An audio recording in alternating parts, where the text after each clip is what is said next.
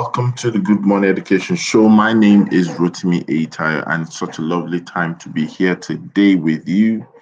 It is another day. This is Tuesday, the 9th of March, 2021, and we're going to be having a great time together today. And I'm excited to introduce to you the ever smiling, ever energetic Grace Amoka. Grace, good morning. How are you today? Good morning, Mr. Rotimi. I'm doing very well, thank you. How are you doing? Very well. You owe me a call, Yes, I do. I'm going to do that right after this show. Uh-huh. All right. So we're going to be having a great time today. And honestly, it's going to be a wonderful time. We have a great topic. I'm sure Grace is excited about today's topic. We're going to be speaking on war against mental laziness. War. Where did you say? As in, this one all deep gone. It's a deep topic. As in, this kind of war, we're engaging the military against this one. Yes, we are. And guess who's in the building? Woo! Happy. Good morning, Grace. It's nice to see you again. Same here. Welcome. Thank you. And it's good morning from Lagos today.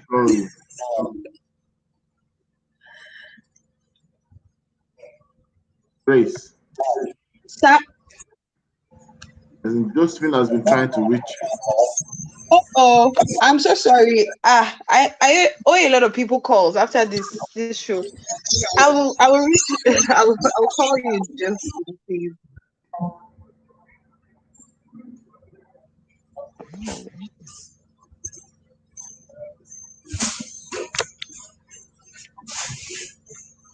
All right, so Finn is in the studios in Lagos. So if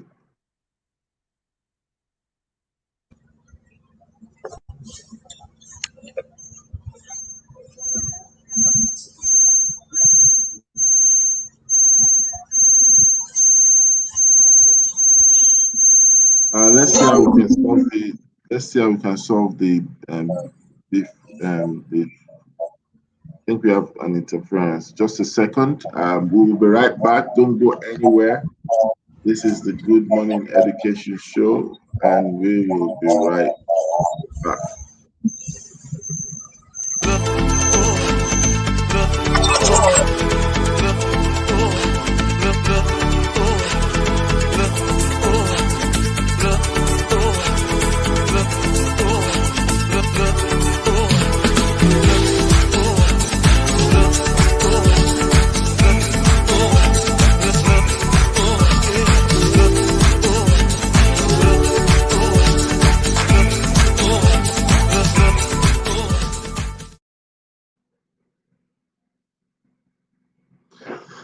So welcome back.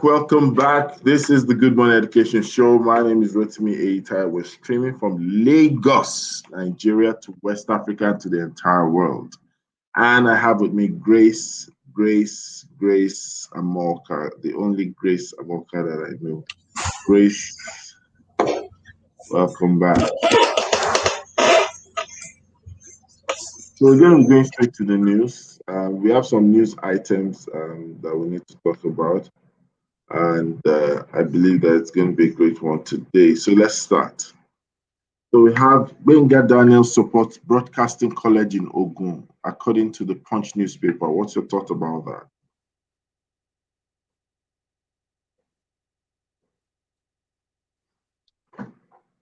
Okay, I think that's me. Good morning, everyone, again, and thank you for joining us on the show this morning.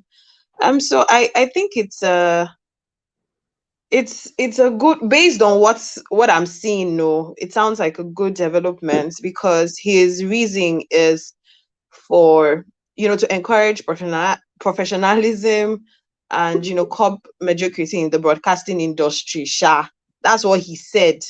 But these people now, they'll say one thing and then they have another agenda, which is something that really bothers me with leadership in our country. So they initially have, or they come to us with their manifestos that sound so great and sounds like they have our best it sounds like the feedback from Queen and Okay, it's better now. okay.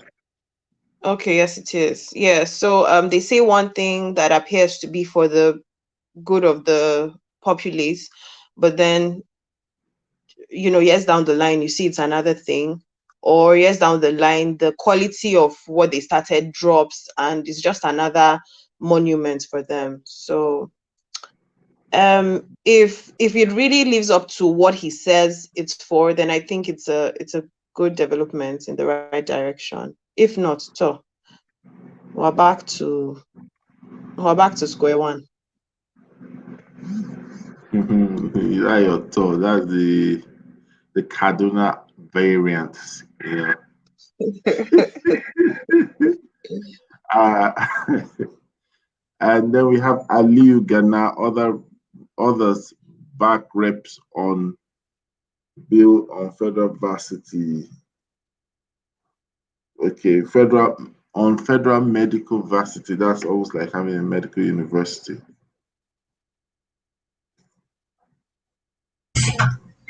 Vinny, are you ready for us? Yes, I believe I am. All right. So we're talking about the news, and we have one of the news. Aliu Ghana, other reps, bill on others back reps bill on federal medical varsity. What's your take on that? So, moving away from it just being bills, it's a good one. I believe it's a very good one. We're talking about the other day about JAM building 6 billion naira headquarters and how that money could have been used for something else.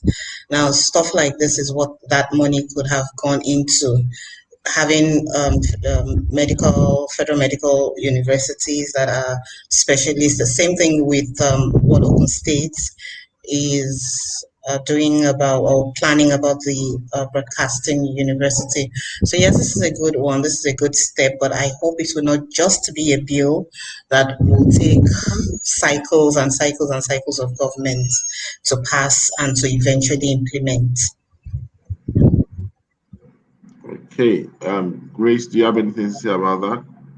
Yeah, so I totally agree with them thing. And like Niger State, based on the news, is one of the highest. They have the highest mortality rate in North Central geopolitical zone.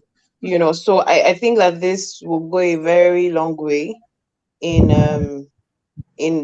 helping the matters. So it's a great development, and we pray it doesn't just end up being just a bill. Yeah. All right. So let's move to another news. I'm still coming with a news that will shock you, Grace. The news Oh I'm wow. very I'm very positive. The news will shock you. Just watch.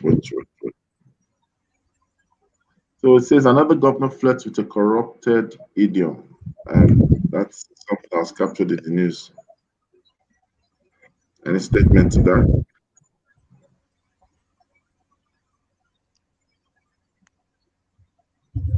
Then we have WAEC blacklist 30 schools over examination malpractice. 30 schools get blacklisted by WAEC. Titi, welcome to the show. Good morning, Titi. Good morning. Good morning, everyone. Good morning, Good Rotimi. morning. Good morning, Good Finyukolu. morning. We missed you yesterday in transit. Normally your internet is the best. Grace, good morning. Good morning, Titi. And Good happy morning. International Women's Day. Thank you. Thank you. Same to all my awesome, powerful women as well. WAEC blacklist 30 schools over exam malpractice. I think that one is not news now. Isn't that like normal? No, Some schools, blacklisting is not normal. it's not normal. I remember No. when I did WAEC. So this is GCE. So I did WAEC in my school, then FGGC Owerri, and then went to do GCE in one school um back in Lagos where I live. I was so amazed. That was my first exposure to the world outside a sheltered school. I was amazed at the things they were doing there. In short. so sometimes we really don't know.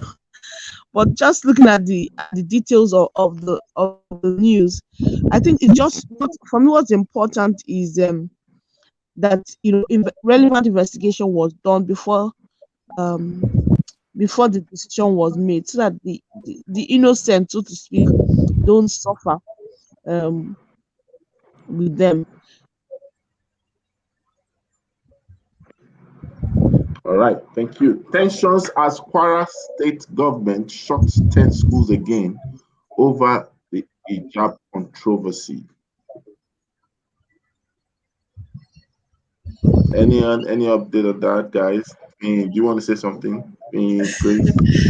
This should not be what we are discussing again in 2021. It's high time we I wonder if as educators and as schools we are not passing across to the kids religious tolerance, respect for the rights of others, and what the kids are also learning from home, because sometimes they are instigated from home. But for 10 schools, for 10 whole schools to be shut over something like hijab controversy, as they put it, this shouldn't be happening now. We should be able to let these kids see, model to them in real time, live and let live. This should not be happening now, that for how long is the closure, and then children are going to be home for the length of time that it takes to agree on whether an article of clothing should be added to the uniform or to be taken away from it. I think we can do much better as the government, as schools, as teachers, as parents, as educators. We can do much better than this, and to allow these things get out of hand this much. Fantastic. Yeah. Grace? I think just looking through this issue, because what it is that the government approved the use of hijab in schools. So the conflict is where the school is Christian, and the management of these Christian schools are saying, no, they won't. So the way I look at it is that if a school is public, then I don't know whether if a school is public owned by the government, there should it have a Christian or a Muslim school. I think it should personally be a neutral school. But if it's a private school, then and they have decided that we are the mantra of our school is built on Christian or beliefs, and I think those beliefs should be respected. So that if you know that it's a Christian school and you're going there and you're sending your child there, they should be ready to abide by their rules. The same way, if you are a Christian and you're sending your child to a Muslim school, you should be ready to abide by the rules. So those are my take on it. So But the schools are public schools, okay. That's what the details say. The schools are public schools. So in a public school with a Christian background, it's a bit hard, and no party wants to shift. Rotimi, you're about to say something. Yeah, but the truth about it is when you say a Christian school or a Muslim school, that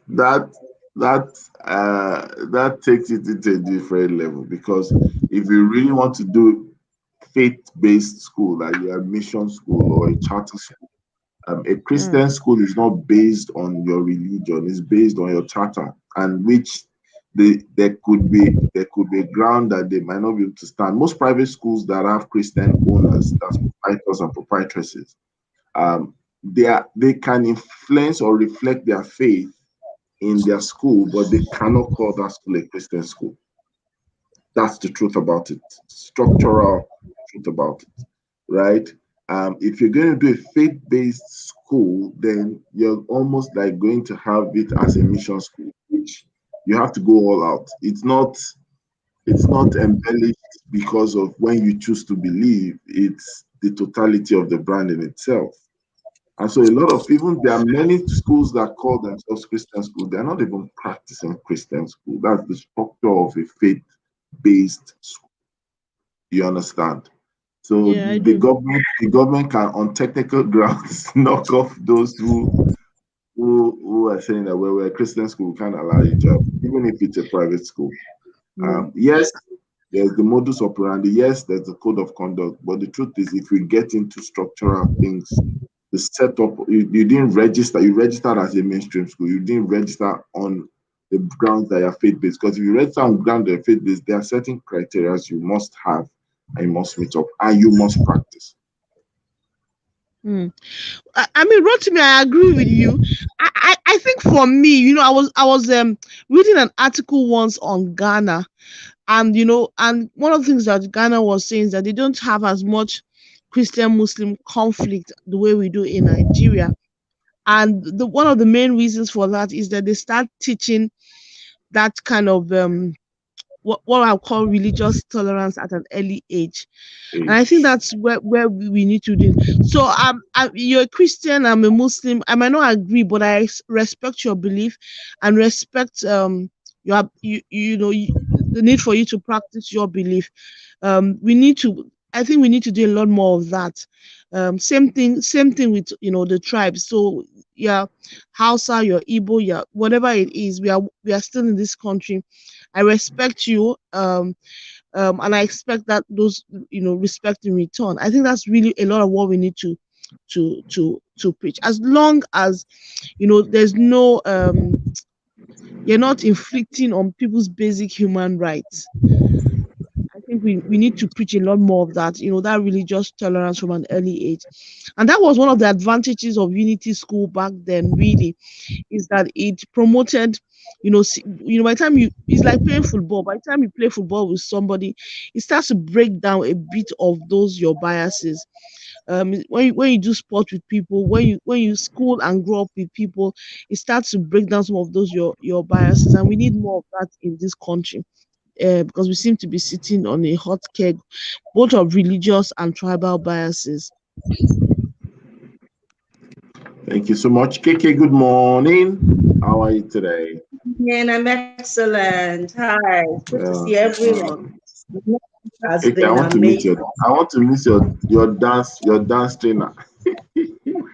Hi, maybe I'll be your dance trainer. Hey, I'm the one that Gege, will are be you your sure? dance trainer. KK, I'll beat you at it. Oh. Absolutely. You can I'll beat you at it. forget. Oh. A bit longer than you Eh, have. As a result we of do this, a contest. beat you at it. Prize $1 million. Gege. All right, thank you. So there we have another news says how Jam made 400 million naira from change of birth dates in my first year in office. That's the registrar giving a scorecard on the enterprising Jam. This news is dedicated to Grace Amoka. It's really the enterprising jam. Like I feel like they are just a very interesting institution. They're the ones that declare surplus after every single exam. They're the ones that are using billions of naira to build headquarters. Now they've come again with another bombshell. And I feel like it just goes to show, the level of greed and corruption in different systems in the average Nigerian man. And it's just very rather unfortunate. When I was in Ilorin for my master's, Oyelede was I think he was the what's it called, chancellor then. So when we heard that he was going to be the registrar of Jam, everybody was excited because he's one of those no nonsense kind of people.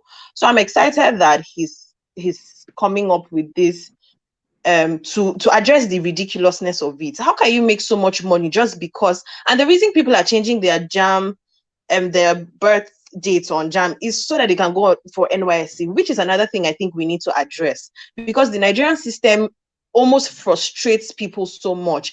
You have delays in getting admission. By the time you now get the admission, you're now a grandfather, and when you're finishing school, so you cannot now go for NYSC. And then the NYSC thing is glorified so much that the grandfathers don't want to miss out. So there's just is just a lot of issues on top of one small matter that you are now like, what's now the solution to all this? Small thing like this. So see the big problem Grace, is now creating. off I'm like, the what is mic, our off problem? the mic. Grace, This off the mic mic. cannot off. It cannot off. It You cannot know, off. the grandfathers don't want to visit NYC. Maybe because they're looking for people like Grace in the camp. So that's another thing. So, some of us growing up, we were conditioned to think that we're actually going to meet our spouses at NYSC. So nobody wants to miss out on Really? that. Yes. Yes. So that was the Ouch, expectation. ouch. Oh my That is goodness. a bell of blessing. You see how our problems are. They're just very hydra-headed all over the place. We're just very ridiculous people. I'm so sorry to say, but that's all I have to say. Oh my goodness. I didn't know that. So that's interesting. This news to me. Oh my goodness. You gotta meet one chance.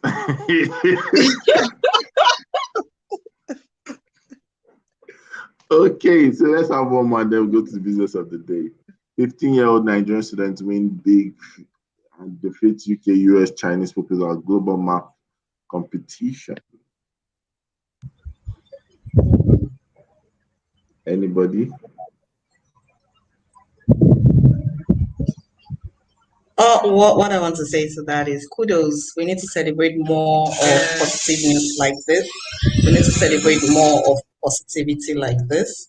Maybe it will help us forget stuff like schools being closed down temporarily for reasons that we could have walked through. So kudos to the young boy, and more wins under his cap.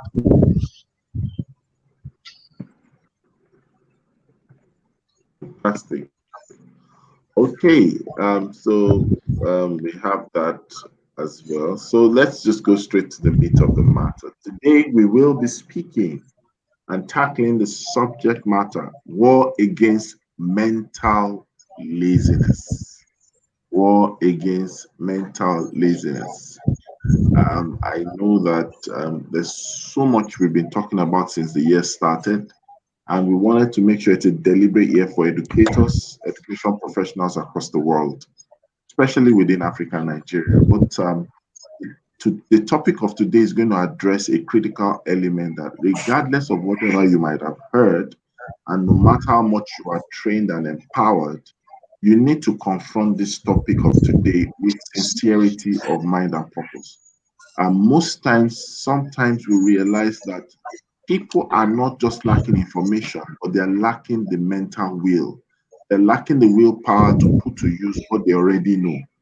And that's why sometimes when we do trainings, we always say that it's not all that you know that matters, but it's what you do with what you know.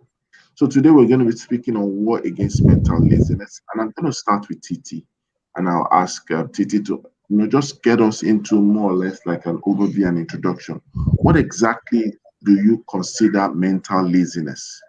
And then we'll come to KK to take it further. So Titi, over to you. I think mental laziness is simply just avoiding thinking deep. So mentally lazy people are people that just take what they are told at face value. They don't apply anything to it. Or mentally lazy people are people that you just give a task and they do exactly what you say without even adding any value. So it's like telling someone, you know what, please let me type out this letter. If you like, or let your letter have all the typos in the world, that's how the person is just going to produce it for you. Those are mentally lazy people. You're not just applying any form of thinking. So once we have a meeting, we're doing a meeting together with staff, and nobody's just, you say, oh, management is saying this, everybody just say, okay, yes, nobody's thinking further and say, oh, why this? But we notice that, students do this or parents do that. So for me, mental laziness is just anything that doesn't, we don't think about, we don't apply further thinking into it. I think that's what it means to be mentally lazy. Or you have a problem and you just want someone to tell you exactly what to do. And when they then give you the instruction and maybe one bit of it is missing, you just get stuck. You're not applying anything else.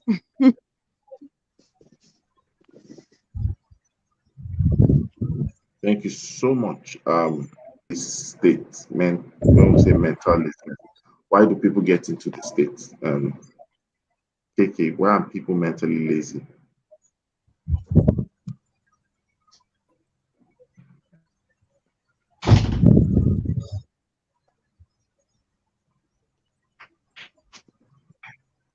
Oh, I think KK's network is going out.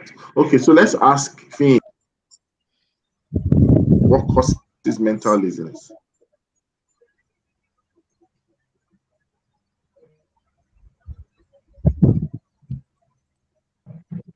Finn, can you hear me? Yes, I can hear you now. I can hear you now. Yes, I'm asking what makes people mentally lazy?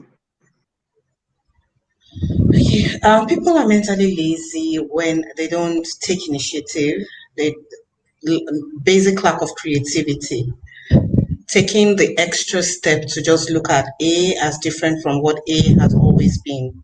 Taking a step away and thinking, oh, could A also be this or that?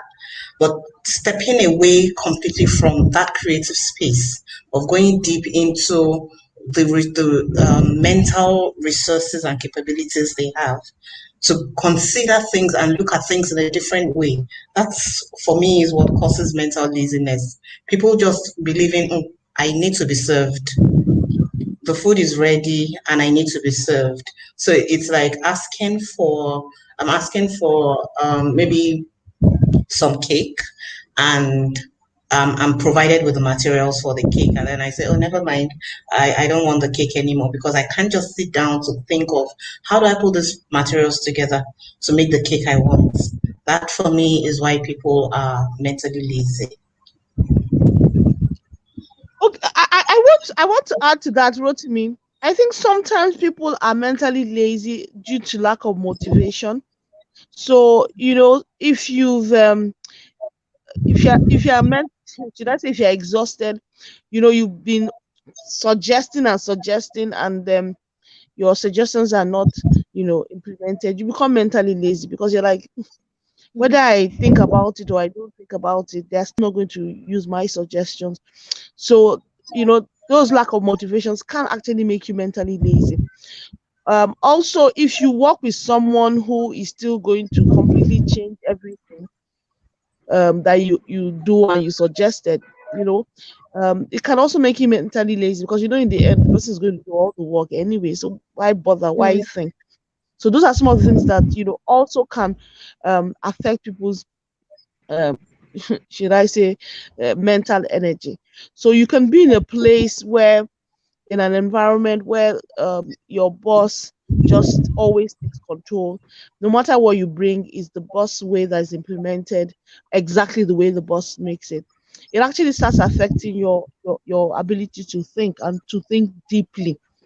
So it's not only one that someone is just lazy. I think another thing that also makes us mentally lazy is also our religious belief. Yes, I'll tell you. Yeah, sometimes some people are groomed to put some people on a pedestal, so that when the person says something, we never think or question it. So it's a thing of hiding behind God or the pastor or what the pastor said. So God that cannot, also, does not exist. and Nigerians we can be very religious, so it also makes us easy. So when people say, "Oh, my pastor said 5G is bad. So all of us, I, I, I that is being mentally lazy. It's all that we shouldn't do this, they shouldn't do that. It's a bit of being mentally lazy. So we are also groomed based on our religious belief to be mentally. The same thing when they say you should go and bomb somewhere. Meanwhile, the person that said to bomb somewhere is sitting down with his family somewhere. He said, "Are you not being mentally lazy a bit to think why is it me that he's sending? Why is it he going himself?" Anyway, You know, so our religious beliefs too sometimes make us mentally lazy. We are kind of we're kind of being groomed to be mentally lazy. If not, we then begin to question a lot of things that we are being told to do. So I just also wanted to put out those ones there as well. Yeah, I'll also like to add to that, Mr. Rotimi. I think that Titi has just shattered this table, and the table really needs to be shattered. Our religious conditioning is something in this part of the world that actually makes us very lazy. So that whole concept also of, oh, God will do it. Or you ask someone, how did you get successful? And they say, now God do. Do you understand? And we feel like when we're thinking, we're taking out the spirituality from the results that we're getting, which is very wrong. So children grow up understanding that, oh, anything I need, I should pray for it. I should pray and go and sleep, which really isn't the case. If you ask successful people, they know that like there was something that they did, beyond praying for anything. When we were in school, I had friends that would get anointing oil from their pastors and put on their biros. They had those handkerchief mantles and things like that, and they will bring them into the exam hall without studying and stuff. I'm like, those are not the kinds of non-values we're supposed to be promoting with these children. So I feel our religious conditioning as well is why we are mentally lazy in this part of the world. yeah. So, which is why we need to now draw or dig down deep into the matter, because I think that the mother of all mental laziness is the word greed. Because when you look at Sorry, it, what to be the word what? greed. Eh, Yes, yes. It's most times the cloak most people are not aware of, because when you want to have something without actually paying the price for it, when you want to have things without internalizing or applying it, it's greed in its real essence, because you want to have both worlds. You want to be inactive, yet you want to also have performance. You want to have inaction, yet you also want to have progress. You want to be able to, you want to be able to desire greatness, and yet you want greatness thrust on your lap. So that in itself is greed. And that's why people will now look for justifying contextual words. So, like, for example, when you mentioned religious context, most of the religious context people, use because they're mentally lazy is not because those things are not true. It's not because those things have not worked, but those things work on conditions. Sometimes those things work just as an happenstance. Do you get what I'm trying to say? So, for example, I'm sure faith-based people would have read that there was a man in history that walked on waters. There was a man that parted the sea.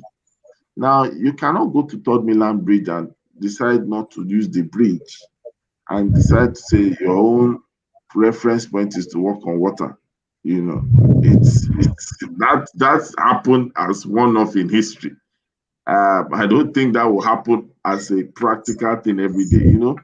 I've heard of situations where someone will give a testimony where um, the fuel tank was empty and the person drove a long distance and the fuel tank rose up.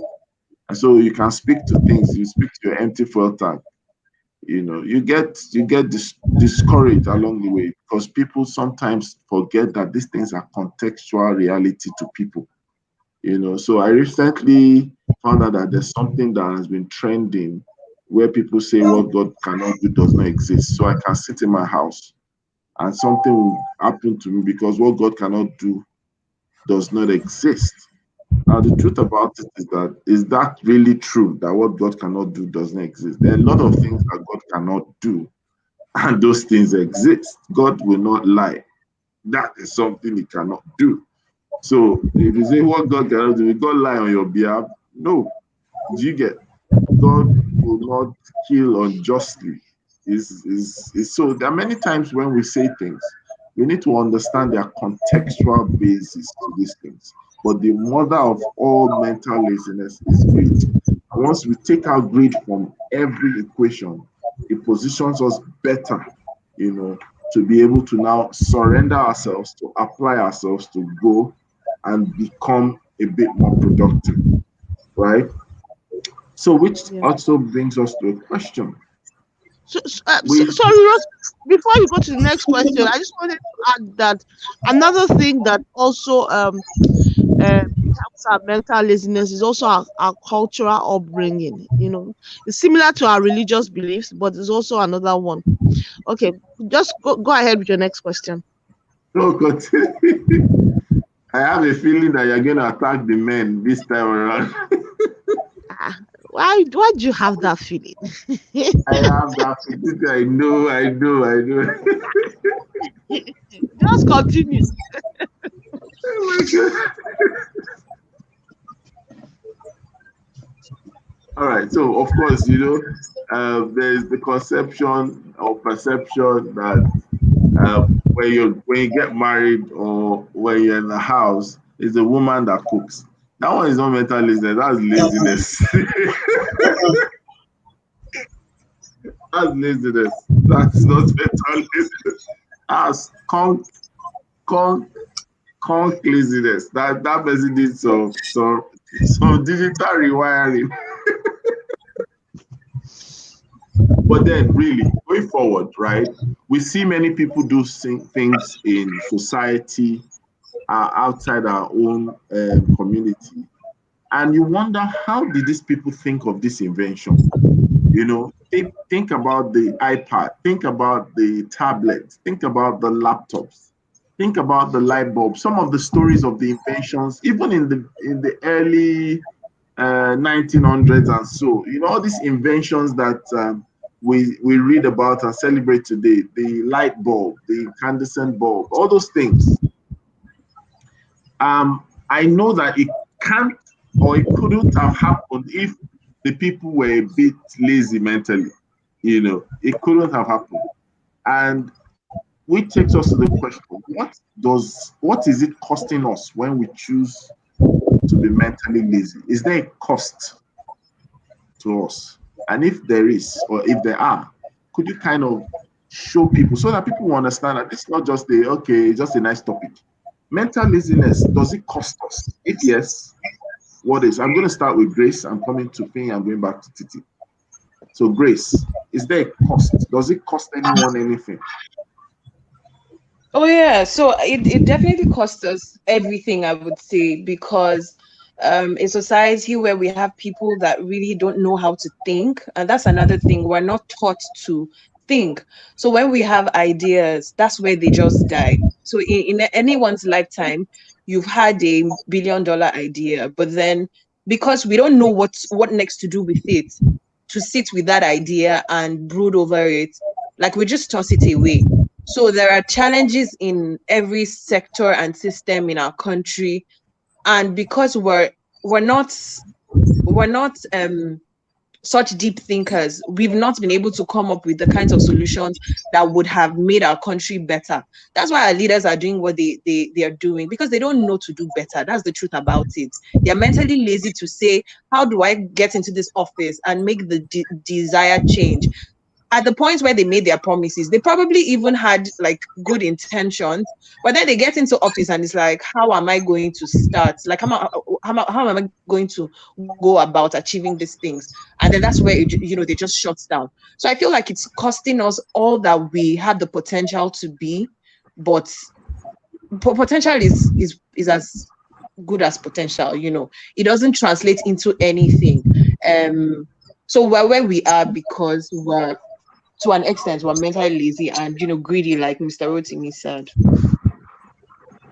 Your article like zero to I don't know what our leaders have done to Grace. Really, Grace has been hurt badly by our leaders. So, leaders out there, if you're watching this, and when you do watch this, please give some chance, Grace is not really happy, and she's speaking for most of us. So, Faye, is there a cost? If there is, could you help us, understand that? Look, if there's a cost, what is this thing costing us for us being mentally lazy? Mental laziness is costing us our rightful place in productivity, our rightful place in taking the world by storm. We move around. There's so many local inventors, especially young people. You see them showcase things like cars made out of bamboo. You see them showcase things like there used to be one guy in Ibadan that built an airplane out of scrap metal, and he took it around town a bit, and people came out. There was another one who did a card of. We have inventors. We have people who are not who are not don't fit into this category of being mentally lazy. But then, what's the what calls them on? And sometimes I think we may continue in this cycle for a while, because this starts right from our. Let's look at the school system. How are we challenging the kids to get out of that scope of being mentally lazy? How are we taking them out of? They go into the laboratories, where there are laboratories, and they're not allowed to even explore. You see one teacher jumping there and saying, no, no, no, don't break that. No, don't do this. Don't touch that. Don't. And so the children are just there looking at all the things. There are a lot of ideas in their minds. There are a lot of things in their heads. And gradually they get used to, no, don't touch. No, don't. I remember when I was in secondary school and we had to had to go into the computer lab. It was like those computers were the celebrities, and we were just there visiting them. There was a lot of guiding them, don't, a lot of all of that, and it keeps us away from challenging ourselves mentally. And so I see this as uh, a cycle that we need to break, so that we can break into where we're supposed to be. As a people, we are so much more than we're saying. We're so much more than depending on importation of pencils. We're much more than depending on the importation of toothpicks, on the importation of things that we can easily produce here. So the cost for us is in productivity, is in revenue. The cost for us is in unleashed citizens, is in people reaching to the fullest they can, is in the crop of leaders we have. Like, seriously, I am with Grace on this. The crop of leaders we have are so mentally lazy. They just copy. We see them read speeches that are word for word copied. Those are some of the effects and the cost of mental laziness for us. Okay, so I'm bringing this to Titi, and I'm sure Titi will be able to provide some answers to this. So, how do we stem this tide? Because it seems like what you guys have been talking about is that it's affecting everywhere, from leadership to the led to the followers and the right and the likes, especially within the learning space. How do we stem this tide of mental laziness? Titi, can you help us? Okay. I think Grace has, given a bit of the answer. The first thing is in our upbringing. To be honest, we're not brought up to think. If a child writes, an essay in class that is not in the direction the teacher expects it to be, then the thing is marked down. So we are actually brought up to follow the instructions of the person in front of us and pour out exactly what that person told us. If not, we don't get the mark. And it's all that way to university. Think about it. In university, we had lecturers that if you don't give them exactly what they put in the note, you cannot get it. Yeah, You cannot. Do you understand? So when I look at people, let's be honest. When we look at people that come out 2-1 in our universities of those times, they were just people that were good in giving the lecturers what they wanted. Yeah. It was only very few of our lecturers that were not those kinds. They don't want you to give them exact, but there are not plenty. So those of us, the people that were into questioning the teacher, questioning him to the left and the right, they didn't come out with 2-1. No. Those ones, the teacher will mark them down, saying, you think you're smarter than me. You know, I had a couple of those in my class. Anything they say, why must it be like that? Me, I'll be like, you people, those of us we want to graduate though. Just give the man what he says he wants. So it's the same thing. Even we sometimes as parents, we also fall into that same thing of, but this is what your teacher told you to do. This why are you doing this other thing? You know. So it's starting from our upbringing. That's the honest. It's the same thing when you go to work. You know, your boss wants you to do exactly as she said you should do it. She doesn't want you to do any of. Give me exactly this way. You know, creativity is not encouraged. Innovation is not really encouraged. It's not celebrated in our community as a whole. So that's the first problem, and we need to go back to change that. Honestly, in our schools today, what we celebrate is how many A's you get, and the truth to getting A's is not creativity. Usually, Not all the time at getting all. A's even is you've mastered the act of being able to pass an exam. Yes, That's what gets you your A's. You know, fantastic. when you look at how we do exams, when exams come, we push everything behind, go through past question, past question, past question, past question, past question papers, and what you're basically teaching us is how to pass an exam.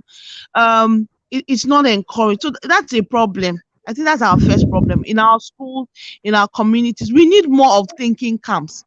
And that's the difference, that when a school pushes a lot of extracurricular activities, when they push a lot of co-curricular activities, those are the activities that actually encourage our creativity and our innovation, as against when they are raw academics, when they are raw math, English, and science.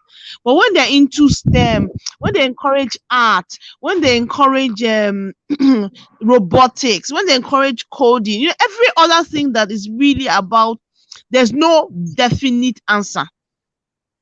Those topics that don't have a definite answer. Art, when they say you should draw pineapple, we can all have it in different expressions. So I think that's the first thing that we need to do, starting from our educational system, promoting, encouraging, celebrating creativity, critical thinking, and innovation, as against what we currently do now, which is celebrating grades, A star, A plus, A1, and all those kind of things. So I think that's a bit of where we need to start from. Absolutely correct. And people need to recognize that the outcome of consistently being mentally lazy is poverty. Poverty Mhm. is the second brother or the twin to mental laziness, because find out that there's wealth everywhere, there's wealth around us. People outside Nigeria easily tend to see the wealth in Nigerians and in Nigeria before Nigerians do. And I think it's because most times when it comes to the way they see things, they practice consciousness. They're more conscious about their environment, they're more conscious about our environment, and they begin to interpret questions and value to everything. Our numbers are valuable to them, our area are valuable to them, our lands are valuable to them, almost everything is valuable to them. But the things that we value most times is because a lot of times we're just waiting for something messianic in nature to save us and set us free. you know Hmm. we need to be very careful about that, because even, let me tell you this, and this is even for some of, let me use myself as an example. Sometimes, and I'm sure Titi, we've had a conversation some like this before, where you just ask a question. So it's almost like, so what's the direction we are headed? What's the direction we want to take? What's the thing you're planning? And that is not a question that is just for basic answer. It's thoughtfulness. Okay, wait, where's the market? Where's the money? How do we follow the money? These things actually require you to think.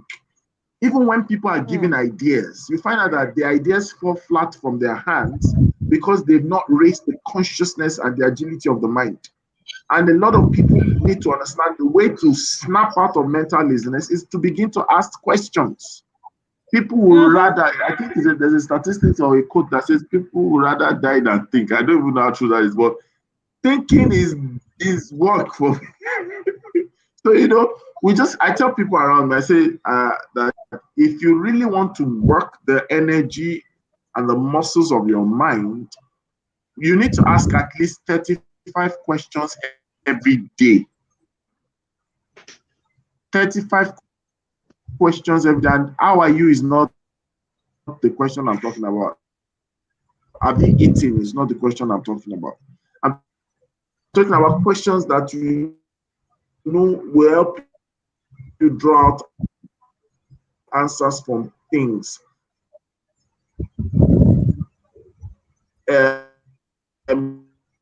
Questions that bring out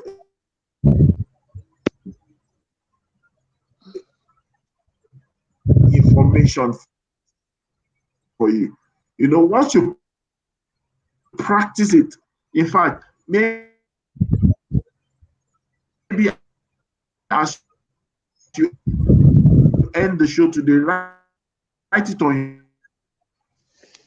your wall, write it question you like to get, right? So I like to take this back to our analyst and let's ask, since our topic is war against mental laziness, how do we win this war? I want Titi, Grace, and Clean to answer the question. We really must win this war. We can't afford not to win this war.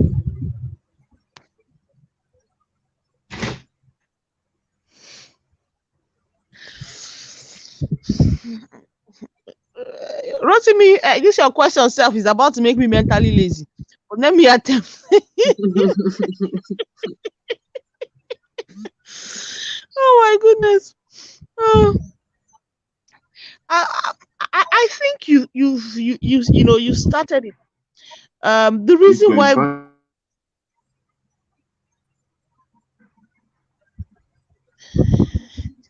Hello.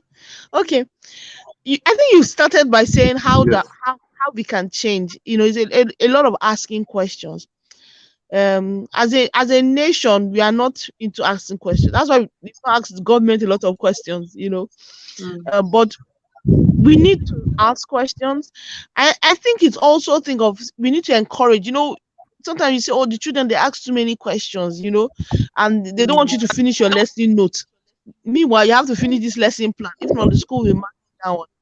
So I think that thing of encouraging people to ask questions, encouraging children to do projects that look at the current problems, having more competitions that kind of promote those kind of things. Anytime I'm excited when I go for an exhibition and the kids are presenting things that have to do with solving the problems in their community today rather than just build something abstract. I'm always excited because it means that we are promoting that thinking spirit. It's one step at a time. I think parents, you need to encourage your children beyond maths, English, and science. What are you doing that's encouraging them to think? Reading books is a very, very good way of exposing children and helping them to think, because once they can see what's happening in another place, they can ask the question why this is not happening in your place. So reading books is something that we should promote. Having a lot of the activities in school that are not purely academic. When I mean purely academic, they're about solving problems. So it should be a integral part of the activities we do in school. That problem solving, when people are just giving things to solve. So when a teacher is teaching, they always have to get to that problem solving part. So it's not good to teach someone 2 plus 2. That's just teaching them the basics. You then need to teach them the problem aspect of it. Rotimi was going somewhere and he had 2 shoes, but he's going with his brother and they need something else. How many shoes do you think they need? Those are problem solving. So what I'm just saying is that we need to increasingly, even in the way we teach and in the way we encourage kids, it's always from after we've taught them the fundamentals, it's then going to solving problems, and always bring it to the real life. I was on someone's page, David's page recently, and he was teaching the children about exchange, and he says he went on to Aboki. Aboki was Abobi FX, and then it was just showing them how this thing works. So it starts to help them think, wow. So when they hear naira, dollars, they're already thinking. So this is an intentional thing. I think that's let me just stop there so that I can allow others to see. I think we should also take some of the interesting comments. I saw a comment from Josephine. Josephine is saying that we need to have a sequel to this topic. Thank you, Josephine. This is Olumide's Olushola Olumide's comment itself requires deep thinking. Oh my. It requires.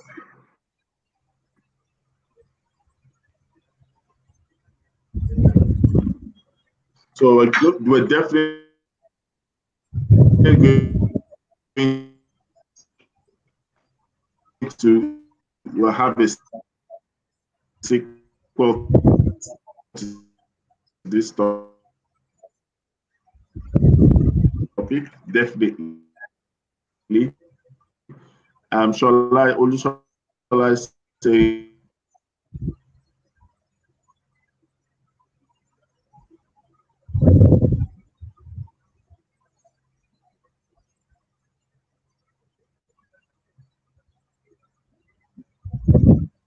that people who don't task their mind later to make amends, because mental laziness will rob you of a lot of things. It will rob you of dignity. It can rob you of destiny. It can rob you of progress. It can rob you of wealth. It can rob you of performance.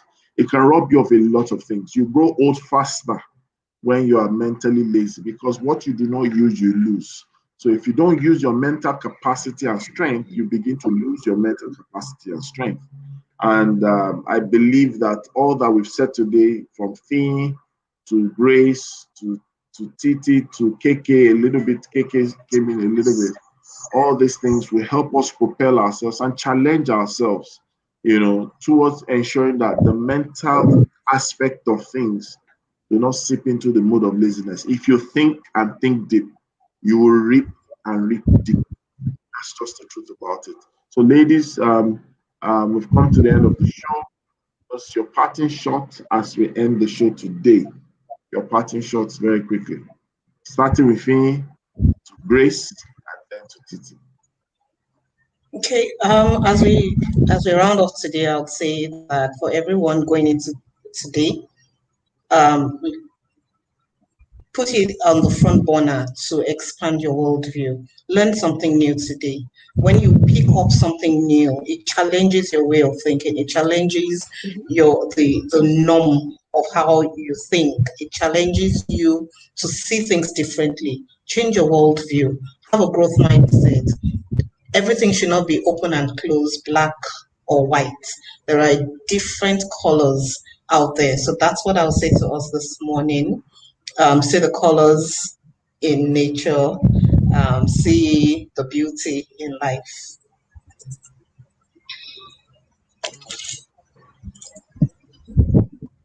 All right, so let's have Grace.